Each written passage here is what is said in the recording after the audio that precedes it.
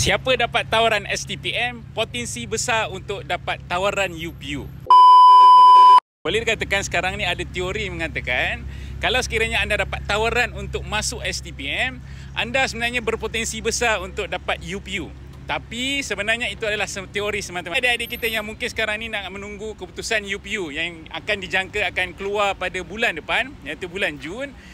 Jangan ambil teori ni semata-mata sebab nanti anda akan kecewa sebab terlalu bergantung kepada UPU.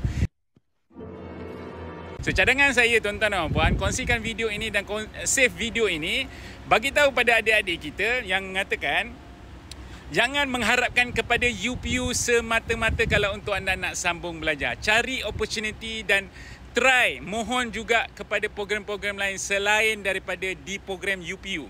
So antaranya adalah apa yang anda boleh buat adalah anda study juga program-program dekat institusi swasta. Ya betul, institusi swasta sangat boleh katakan berbeza dengan UPU, terutamanya dekat bahagian yuran. Salah satu untuk anda cari juga tempat anda sambung belajar. Itu yang pertama. Yang kedua, selain daripada institusi aliran akademik, anda juga boleh mohon untuk institusi latihan kemahiran.